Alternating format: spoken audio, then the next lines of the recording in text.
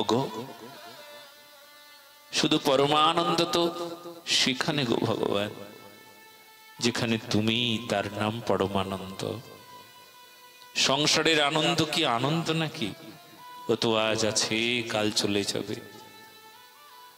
যে মানুষটা কিছুদিন আগেও কেঁদেছিল জানো, 16 বছর বয়স,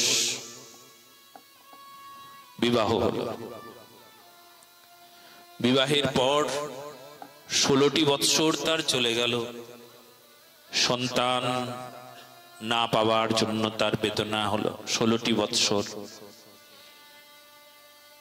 ভগবানের এমন দয়া হলো, তার ইচ্ছে ছিল দিন রাত শুধু একটাই চিন্তা করত, যদি একটা সন্তান হয়, একটা ছেলে একটা মেয়ে, যে কোনো একটা কিছু হলেই আমি সুখী হব।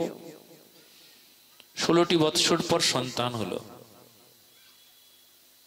এতই সংসারে এমন ভাবে নিমগ্ন, এমন অন্য কোন রসে নিমগ্ন যে ভুলেই গিয়েছে যে সন্তান পেলে সুখী হব, সেই কথা এখন আর মনে নাই।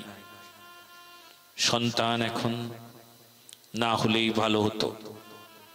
কেন যে হলো, কিসের জন্য যে ছেলেটা পেলাম, কিসের জন্য যে মেয়েটা হলো, না হলেই ভালো হতো। না হলে ঘুরে ঘুরে বেড়াতে পারতাম, ফেসবুক হোয়াটসঅ্যাপ করতাম, প্রেম করতাম, কত কিছু গল্প হতো। বড় সমস্যা, বলো না গো রাধে রাধে। ইস, এই সংসারের নিয়মটাই এমন জানো, কোনো কিছুতেই আসলে সুখ নাই। রাজা বলে প্রজা,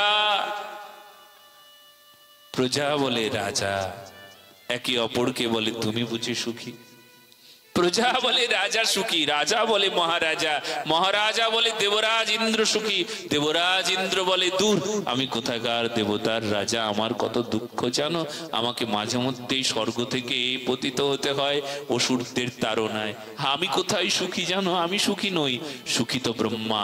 ব্রহ্মা বলেন আমি আর কোথায় সুখী, যখন তখন আমার আমার আমার যদি কখনো কোনো সময় গুণ শেষ হয়ে যায় না, আমার যদি পুণ্যক্ষয় হয়ে যায়, তবে আমাকেও মানুষ হয়ে জন্ম নিতে হয় মর্তভূমিতে। আমিও সুখী না। ব্রহ্মা বললেন আমিও সুখী না, তবে সুখী কে? মহাদেব। মহাদেব তুমি সুখী? মহাদেব বললেন না না, সুখী তো একমাত্র হরি, ভগবান শ্রীহরি সুখী।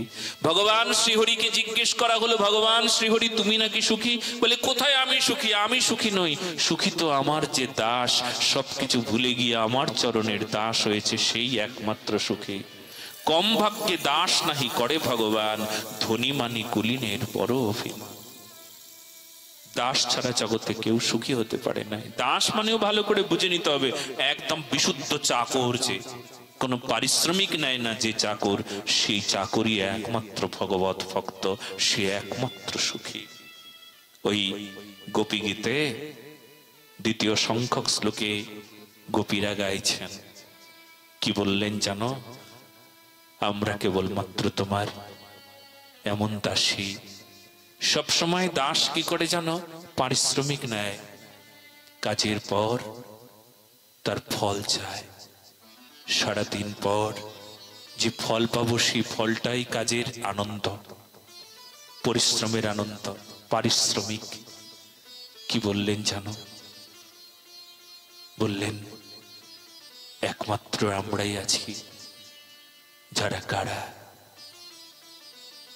কোনো শুল্ক লাগে না আমাদের। প্রেমে যদি শুল্ক থাকে, সেবায় যদি শুল্ক থাকে, তবে দাসত্ব নষ্ট হয়ে যায়। বলো না গো রাধে রাধে। প্রেমের দাস তো আমরা। সাধারণ দাস শুল্ক নিতে পারে, অর্থ নিতে পারে, কিন্তু প্রেমের দাস, ভগবত দাস, রাধারানীর দাস, সে কখনো কোনো সময় সে শুল্ক নেয় না, সে অর্থের কথা চিন্তা করে না। হ্যাঁ গো, এমন দাস আমরা, তোমার দাস। তাদের একমাত্র সুখ, তারা ওই সব কিছু চিন্তা করে না, না দুঃখ না সুখ। তোমাকে ব্যতীত সবকিছুই দুঃখময়, এটাই জানে।